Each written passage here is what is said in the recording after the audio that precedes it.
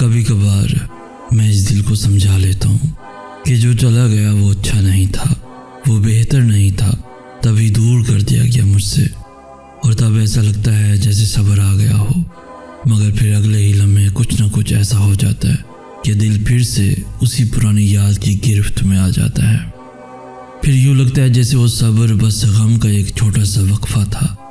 پھر دل اللہ سے ضد کرنے لگتا ہے، اللہ سے پھر سے وہی چیز مانگنے لگتا ہے، اور پھر سے اسی قرب میں مبتلا ہو جاتا ہے۔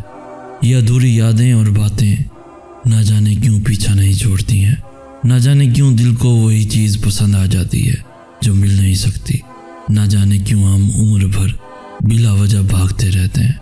کاش اس وقت اللہ ہمیں اتنی طاقت دے دے کہ ہم اس کی مصلحتوں کو سمجھ سکیں، یا پھر ہم خود کو صحیح یا غلط سمجھا سکیں۔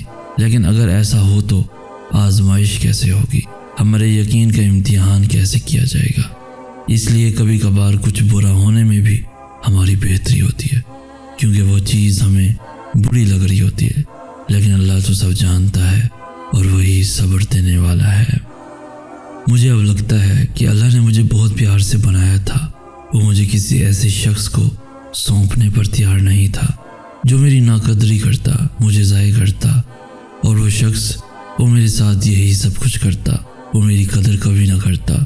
اتنے سالوں میں اللہ نے مجھے ہر حقیقت بتا دی، ہر شخص کا انداز اور باہر دکھا دیا، پھر اس نے مجھے ایسا شخص سونپا جو مجھ سے سچی محبت کرتا۔ تمہارے علاوہ اور کون تھا جو مجھے یہاں لے آتا؟ تم نے مجھ سے پاک محبت کی تھی۔ مجھے کبھی کبھی بہت ہنسی اور ترس آتا ہے ایسے لوگوں پر جو مقافات عمل سے ناواقف ہیں، جنہیں لگتا ہے کہ یہ محض ایک لفظ ہے، مگر وہ یہ نہیں جانتے کہ جس قدر وہ گرتے جا رہے ہیں ان کا انجام کیا ہوگا۔ کس قسم کے بیہودہ کھیل کھیل کر وہ اتنے انسانوں کا دل توڑ رہے ہیں۔ یہ سب صرف وہی کرتے ہیں جن کی تربیت میں یا تو کمی رہ جاتی ہے یا پھر ان کی تربیت ہوتی ہی ایسی ہے۔ ایسے لوگوں پر ترس کھانا چاہیے کہ وہ دوسروں کا سکون چھین کر خود خوش رہنا چاہتے ہیں۔ بہت افسوس کی بات ہے کہ ان کا انجام اس قدر بھیانک ہو سکتا ہے کہ وہ سوچ نہیں سکتے۔ اللہ کی پکڑ کتنی سخت ہے، جلد جان جاتے ہیں ایسے نامراد لوگ۔ پردہ رکھنا سیکھو، بالکل ویسے ہی جیسے اللہ تمہارا پردہ رکھے ہوئے ہے، کیونکہ ہم سب ایسے راز چھپائے ہوئے ہیں کہ جنہیں اللہ بے پردہ کر دے تو ہم ایک دوسرے کو دفن تک نہ کریں۔ اگر اللہ تمہیں یہاں تک لے آیا ہے تو اس نے آگے کے لیے بہت کچھ سوچ رکھا ہوگا۔ وہ تمہیں آزمائش میں ڈالنے سے پہلے اس آزمائش سے نکلنے کا حل بناتا ہے۔ پھر تم ایسا کیوں سوچتے ہو کہ وہ تمہیں بھول گیا ہے یا تمہیں سن نہیں رہا؟ تم نے اپنے انتخاب کا نتیجہ دیکھ لیا، تم نے اپنی منمانی کر کے ہر شخص کی ہر چیز کی حقیقت دیکھ لی، تم نے خدا کی نافرمانی اور اپنی ضد سے یہ تکلیف خرید لی۔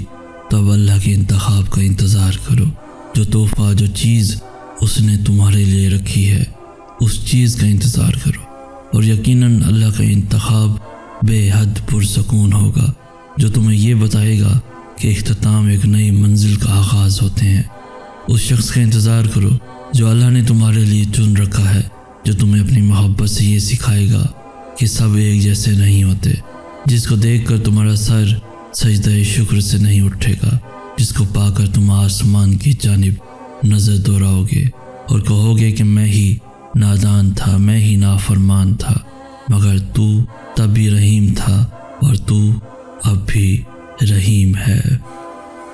کبھی بھی کسی انسان کو اتنی تکلیف نہیں دینی چاہیے کہ اسے وہ تکلیف برداشت کرتے کرتے صبر آ جائے، کیونکہ جب انسان کو صبر آ جاتا ہے تب انسان خاموش ہو جاتا ہے، اور جب ایک انسان خاموش ہو جاتا ہے تب معاملہ وہ انسانوں کے درمیان سے نکل جاتا ہے اور بارگاہ الہی میں پہنچ جاتا ہے۔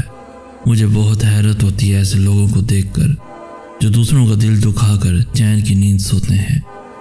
ایسے لوگ دنیا سے بچ کر تو نکل جاتے ہیں، لیکن کیا کبھی سوچا ہے کہ ایسے لوگ روز محشر اللہ کے سامنے کس منہ سے جائیں گے؟ تب اللہ سے چھپ کر کہاں جائیں گے؟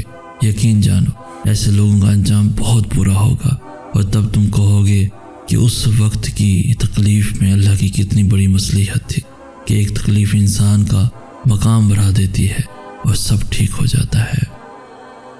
محبت بہت پیارا اور پرسکون جذبہ ہے. یہ گناہ نہیں ہے، بلکہ یہ گناہ ہو ہی نہیں سکتی، کیونکہ جو چیز آپ کو سجدہ کرنا سکھائے، دعا مانگنا سکھائے، یقین رکھنا سکھائے، صبر کے اور شکر کے آداب سکھائے، وہ کبھی گناہ ہو ہی نہیں سکتی. جیسے پنجرے میں بند ہوئے پرندے کو لگتا ہے کہ اڑنا ایک بیماری ہے، ویسے ہی جس نے پاکیزہ محبت کی ہی نہ ہو اسے لگتا ہے کہ ہر شخص کی محبت گندگی ہے.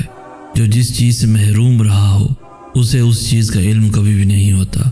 ہمارا اور اللہ کی محبت کا واقعی کوئی مقابلہ نہیں، لیکن نیتوں کی پاکیزگی وہ خوب جانتا ہے. اس کو پتہ ہے کس نے کس نیت سے مجھ سے مانگا اور کیا مانگا. لوگ اور حالات اچھے یا برے ہو سکتے ہیں، لیکن محبت کبھی بری نہیں ہوتی. یہ تو عطا ہے اس کے لیے، اللہ جسے چنے جب چنے. کبھی کبھی اللہ کے آگے ہاتھ پھیلا کے ایسے بیٹھ جاتا ہوں. اس وقت میرے پاس زبان سے ادا کرنے کو کوئی الفاظ نہیں نکلتے، بس اللہ کے سامنے رونا آ رہا ہوتا ہے. اور پھر وہی اللہ ہی تو ہے جو خاموشی میں چھپے سب الفاظ سمجھ لیتا ہے. وہ اللہ پاک سب جانتا ہے. اور وہی اللہ تو ہے جو اپنے گناہ گار بندے کی خاموشی میں چھپے الفاظ سمجھ کر اپنا کرم کر دیتا ہے، خاموشی بھی سمجھ لیتا ہے. جب کسی تعلق میں محسوس ہو کہ شاید ہم دوسروں پہ مسلط ہو رہے ہیں تو تعلق ختم نہیں کرنا چاہیے، بلکہ خاموش ہو جانا چاہیے. پھر اگر کوئی تمہاری اس خاموشی سے الجھن کا شکار ہو تو سمجھو کہ اس کے ساتھ تعلق بہت مضبوط ہے، اور اگر وہ اس تعلق کو نبھانے میں کوتاہی کرتا ہے تو ضرور کوئی وجہ ہوگی. لیکن جب تمہارا خاموش رہنا کسی کو متوجہ نہ کرے، پھر اس خاموشی سے تعلق ختم کر لینا چاہیے، اسی میں بھرم رہ جائے گا. اللہ پاک نے قرآن میں فرمایا ہے، اور تم مجھے ویسا ہی پاؤ گے جیسا میرا گمان کرو گے. یہ ہم سب پڑھتے ہیں لیکن سمجھتے نہیں. کیا تم جانتے ہو کہ جب حضرت موسیٰ علیہ السلام کے پیچھے فوج لگی ہوئی تھی تب اللہ نے کیوں سمندر کو 2 حصوں میں بانٹ دیا؟ کیا تم جانتے ہو کہ جب حضرت ابراہیم علیہ السلام کو آگ میں جانے کا حکم دیا گیا تو اس نے کیوں اس آگ کو ٹھنڈا کر دیا؟ کیا تم جانتے ہو کہ اس نے حضرت یوسف علیہ السلام کو کیوں کنویں میں بھی پالا؟ کیا تم جانتے ہو کہ اس نے حضرت ہاجرہ کو صحرا کے درمیان میں زمزم کیوں دیا؟ کیا تم جانتے ہو کہ حضرت یونس علیہ السلام کو کیوں مچھلی کے پیٹ میں محفوظ رکھا؟ کیوں اس نے ذکر علیہ السلام کو عمر کے آخری حصے میں پہلی اولاد سے نوازا؟ ان سب میں بس ایک چیز مشابہ تھی، یقین.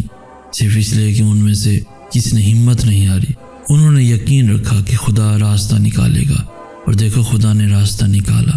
وہ سب اس پہ یقین رکھ کر آگے بڑھتے رہے، اور دیکھو اس رب نے بھی انہیں مایوس نہیں کیا.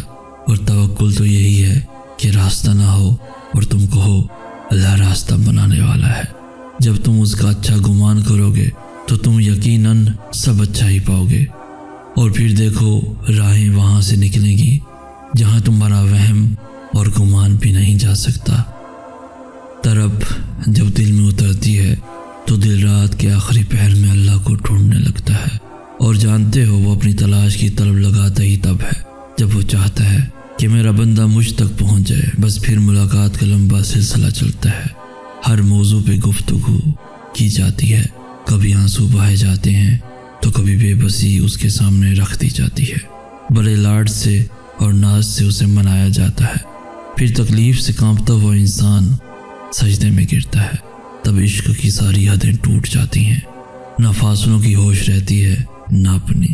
بس پھر روح میں اللہ سما جاتا ہے اور ساری پیاس ختم ہو جاتی ہے.